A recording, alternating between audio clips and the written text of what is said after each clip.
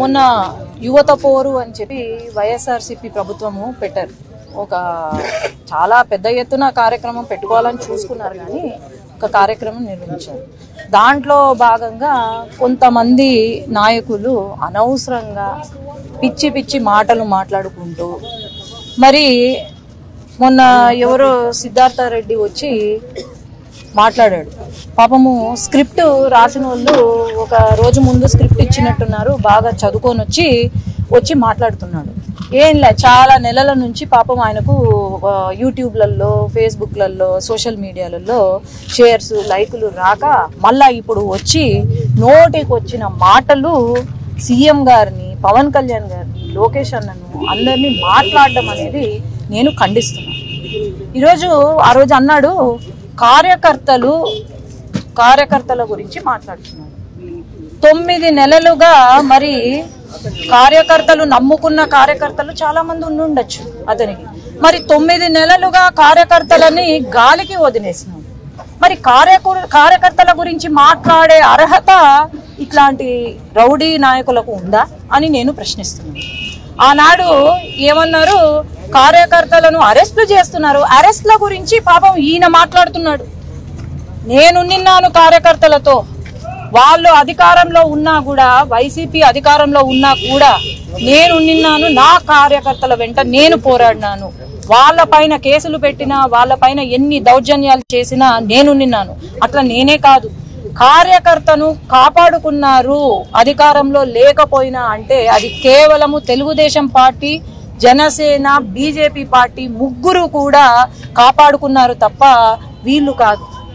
గెలవంగానే, మేము అధికారంలోకి రాగానే భయపడి పారిపోయే వాళ్ళు ఈరోజు కార్యకర్తల గురించి మాట్లాడుతున్నారు. మరి ఆనాడు నా పైన కేసులు వేసినప్పుడు లేదా, అక్క అని కూడా లేకుండా ఆ రోజు లోకల్ బాడీ ఎలక్షన్స్ లో మేము గెలుస్తామని చెప్పి మా నాయకులను, తర్వాత సర్పంచ్ క్యాండిడేట్ ని అందరినీ కిడ్నాప్ చేసి అనవసరంగా తప్పుడు కేసులు నా పైన పెట్టినప్పుడు కేసుల గురించి మరి మీరు మాట్లాడుతుంటే చాలా గమ్మత్తుగా ఉంది. ఎప్పుడైనా ఆలోచన చేయండి. ఏదో అంటున్నాడు ఫుల్ అని, ఏదో ఫుల్ బాటిల్ అని అలవాటైనట్టుంది వాడికి, ఫుల్ అని ఏదో డైలాగులు వేస్తున్నాడు. మరి ఎవరు మాట్లాడుతున్నారు దీని గురించి? మళ్ళా అంటారు, అందరూ అంట జగన్ గారు మళ్ళీ రావాలి అని అనుకుంటున్నారంట. ఎవరు అనుకుంటున్నారు నాయన జగన్ గారు మళ్ళీ రావాలని? అసలు మీరు నియోజకవర్గాల్లో ఉంటే కదా జగన్మోహన్ రెడ్డి మళ్ళా రావాలా వద్దా అని అనడానికి. దేనికి రావాలనుకుంటున్నారు? డ్రగ్స్ ఫుల్గా అంతా మొత్తము ఎక్కడ పడితే అక్కడ విచ్చలవిడిగా అమ్ముతూ ఉంటే దానికోసమా? కల్తీ మద్యము అమ్ముకుంటే లివర్లు చెడిపోయి అది ఎంతో మంది ప్రాణాలు పోతుంటే దానికోసమా మీరు కావాలనుకుంటున్నారు? లేదంటే యువత పాపం 10th క్లాసు, ఇంటర్మీడియట్ పూర్తయిన యువతకు ఏదో ఇస్తాము, 5,000 జాబులు ఇస్తామని వాలంటీర్ జాబులు ఇచ్చి వాళ్ళ బ్రతుకు, వాళ్ళ భవిష్యత్తుని నాశనం చేసినందుక మళ్ళీ జగన్ గారు కావాలా వీళ్లకు? లేదంటే రాజధాని కూడా ఏమీ చేయలేకపోయినారు. ఒక రాజధాని లేదు 5 సంవత్సరాల్లో. మళ్ళీ పోలవరం ప్రాజెక్టు గురించి మాట్లాడతారు. అసలు అవగాహన ఉందా? చదువుకున్న వాళ్ళు, చదువుకోని వాళ్ళు కూడా ఈరోజు ఇన్ని పెద్ద మాటలు మాట్లాడుతుంటే నిజంగా ఆశ్చర్యంగా ఉంది. ఎప్పుడైనా గుర్తు పెట్టుకోండి, పెద్దవాళ్లకు మర్యాద ఇవ్వడం నేర్చుకోవాలా. అంతేగాని మర్యాద లేకుండా ఒక సీఎంని, డిప్యూటీ సీఎంని, ఎడ్యుకేషన్ మినిస్టర్ని మాట్లాడితే మాత్రము నేను ఊరుకునేది లేదు. మీరు ఏమన్నా అనుకోండి, మాకు చేసిన అన్యాయం గురించి మర్చిపోయినట్టున్నాడు మహానుభావుడు. మళ్ళా ఏందో కొండను బద్దలు కొట్టి ఎలకను పట్టినట్టు అంట. మీరు చేసిన అవినీతి కొండలేమి బద్దలు కొట్టాల్సిన అవసరం లేదు. మీలాంటి ఎలకలను పట్టాలంటే కొండలు అవసరం లేదు నాయన. మా లాంటి సీఎం గారు ఉంటే అన్యాయం ఎక్కడైతే జరిగిందో అక్కడ వాళ్ళను ఖచ్చితంగా శిక్షిస్తారు. వాళ్ళకి ఇంకోసారి జరగకుండా మేము వెంట ఉంటామని నేను ఈ రోజు తెలియజేస్తున్నాను. అజ్ఞాతంలో ఉన్నారు, అరెస్ట్ భయంతోనే బయటికి రాలేకపోతున్నారా? మీరు ఆన్నే అడగాలి. నేను అదే అంటున్నాను, బాగా స్క్రిప్ట్ బాగా చదువుతాడు, బాగా చదివితే సినిమాలలో ట్రై చేస్తే సినిమా అవకాశాలు అయితే బాగా వస్తాయి. కానీ ఎందుకు రాజకీయాలు? ఎందుకు స్క్రిప్ట్ చదివే వాళ్లకు, సోషల్ మీడియాలో హల్చల్ చేసుకునే వాళ్లకు ఎందుకు రాజకీయాలు? 9 నెలలుగా ఎక్కడా లేని నాయకులు ఈ రోజు సడన్ గా ఒక రోజు వచ్చి మా నాయకుడు మాకు న్యాయం, కేసులు అంటుంటే ఏమనుకోవాలి వాళ్ళను? ఆలోచన చేయండి. ఆడుదాం ఆంధ్రకి 119 కోట్లు బడ్జెట్ కేటాయిస్తే టీడీపీ నాయకులు 300 కోట్లు 400 కోట్లు అవినీతి జరిగిందనేసి ఆరోపణలు చేస్తున్నారు. సిబిఐ ఎంక్వైరీ వేయండి అనేసి సిద్ధార్థ రెడ్డి కోరుతున్నారు. మీరేమంటారు?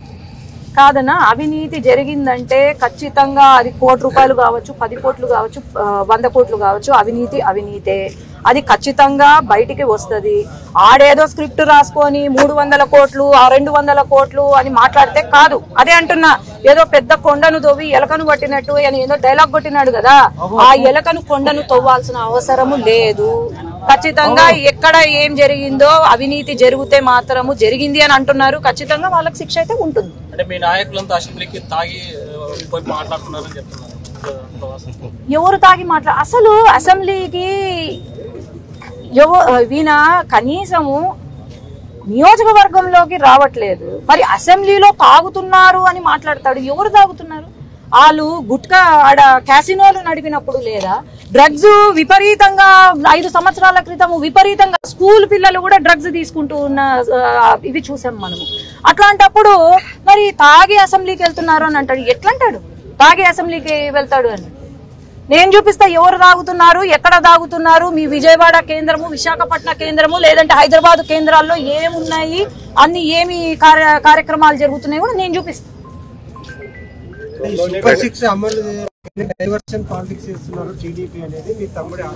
ఏం డైవర్షన్ పాలిటిక్స్ అన్న నాకు అర్థం కావట్లేదు. అన్యాయం జరిగింది, ఇట్లా చేస్తున్నారు, దోచుకున్నారు అంటే వాళ్ళను ఐడెంటిఫై చేసి శిక్షించడము డైవర్షనా? ఈరోజు మళ్ళీ వీళ్ళు ఇదే మొదలు పెడతారు. ఇన్ని రోజులు మొదలు పెట్టినారు, ఇదే మొదలు పెడుతున్నారు. ఎవరు ఇక్కడ అల్టిమేట్ గా సఫర్ అయ్యేది ఎవరు? మన మనుషులే కదా, ఇక్కడ ప్రజలే కదా సఫర్ అయ్యేది. మరి డైవర్షన్ పాలిటిక్స్ చేయాల్సిన అవసరం మాకు లేదు. సూపర్ 6 అమలు చేస్తున్నాము, 1కి1 అమలు చేస్తున్నాము. వాళ్ళు చేసిన అప్పులు అంతా ఇంత కాదు. వెంటనే మనకు సూపర్ 6 అమలు కావడానికి మెజిషియన్స్ కాదు వెంటనే. కానీ అయినా కూడా ఇన్ని కష్టాలు వచ్చినా కూడా సీఎం గారు మనం సూపర్ 6 అమలు చేయాలని చెప్పి ముందుకు తీసుకెళ్తున్నారు అంటే దాన్ని అప్రిషియేట్ చేయాలి. కానీ నోటికి వచ్చింది ఎవరో డైలాగులు రాస్తే మాట్లాడడం కాదు. ఈరోజు ఒక కార్యకర్తకు అండగా ఉన్నారా చెప్పమను. అండగా ఉండుంటే మరి ఎందుకు లేరు? నియోజకవర్గాల్లో ఎందుకు లేరు? వీళ్ళు మాట్లాడుతున్నారా తాగుబోతుల గురించి, లేకపోతే తాగడము డ్రగ్స్ గురించి వీళ్ళు మాట్లాడితే ఏందన్నా? మరి సాధింపు చర్యలు చేపడుతున్నారు. కూటమి ప్రభుత్వం వచ్చిన తర్వాత అందరిని అరెస్టు చేయడము, రాజకీయ కక్ష పెట్టుకొని ఇలా చేస్తున్నారు అనేది ప్రతిపక్షం ఆరోపిస్తుంది. నీకు ఒక ప్రశ్న, నువ్వు ఇది అడిగినావు కాబట్టి మీ అమ్మను, మీ చెల్లిని, లేక మీ అమ్మనే అనుకో, ఎవరైనా ఏమన్నా అంటే నువ్వు ఊరుకుంటావా చెప్పు? ఒకటే ప్రశ్న. తల్లికి పుట్టిన వ్యక్తిగతం కాదు, ఇది వ్యక్తిగతం కాదు, వ్యక్తిగతం కాదు, వ్యక్తిగతం కాదు ఇక్కడ. ఇది వ్యక్తిగతం కాదు. వాళ్ళు చేసినవి వాళ్ళు ఇప్పుడు బయటికి వస్తున్నాయి, ఒకటిగా బయటికి వస్తున్నాయి. కానీ వ్యక్తిగతం అని నేను చెప్పట్లేదు. ఈ రోజు నా పైన కేసులు పెట్టినారు, నా తల్లి గురించి మాట్లాడినారు ఎన్నికల టైంలో. నా ఏమీ తెలియని వ్యక్తి, పాపం బయటికి కూడా అడుగు పెట్టని వ్యక్తి గురించి ఈ రోజు ఆనాడు మాట్లాడినారు. నేను మర్చిపోతానా? ఎవడైనా మర్చిపోతాడా? తల్లి గురించి, చెల్లి గురించి, భార్య గురించి మాట్లాడితే మర్చిపోతారా? ఆయన అక్కడ జగన్మోహన్ రెడ్డి అనను, జగన్ గారు అక్కడ ఆయన తల్లి లేకపోతే చెల్లిని అంటున్నాడు. ఈడ కూడా అదే. ఆయన ఎట్లున్నారో ఇక్కడ నాయకులు కూడా అదే చేస్తున్నారు. విలువలు లేవు, మహిళల పైన విలువ, అసలు రెస్పెక్ట్ లేదు వీళ్లకు. ఇది వ్యక్తిగతం కాదు. వాళ్ళు చేసిన పాపాలు వాళ్ళే, ఏమైతే వాళ్ళు చేశారో అది బయటికి వస్తుంది. స్కామ్స్ ద్వారా బయటకు వస్తున్నాయి. అట్లాంటి వాళ్ళు నేను ఎందుకు చెప్తున్నానంటే, మహిళల పైన గౌరవం లేని వాళ్ళు ఖచ్చితంగా ఇట్లాంటి పనులు చేస్తారు. అర్థమైందా? ఇట్లాంటి పనులు చేస్తారు కాబట్టే వాళ్ళు బయటికి పడుతున్నారు. అర్థమైందా? రమ్మను, నేను సిద్ధంగా ఉన్నా. తమ్ముడు అనద్దయ్యా, నేను అదే చెప్తున్నాను. బైరెడ్డి వంశాన్ని కాపాడిందంటే ఈ రోజు బైరెడ్డి శబరి, బైరెడ్డి సిద్ధార్థ కాదు. ఆడికి ఎక్కడి నుంచి వచ్చిందండి బైరెడ్డి పేరు? బైరెడ్డి రాజశేఖర్ రెడ్డి ద్వారా పేరు తెచ్చుకున్నాడు. అంతేగాని బైరెడ్డి సిద్ధార్థారెడ్డి అని అనద్దండి. ఎక్కడ కూడా బైరెడ్డి అనద్దండి. అది నా సొంత పేరు, నా ఇంటి పేరు. వాడికి ఒక పేరుంది, సిద్ధార్థారెడ్డి అని ఒక పేరుంది. వీలైతే బైరెడ్డి సిద్ధార్థారెడ్డో అని అనండి. అంతేగాని బైరెడ్డి బైరెడ్డి అంటే అది నన్ను అన్నట్టు, నా ఫ్యామిలీని, నా కుటుంబాన్ని అన్నట్టు అవుతుంది. ఎవరండి వాళ్ళు? ఏం న్యాయం చేశారు ఈరోజు?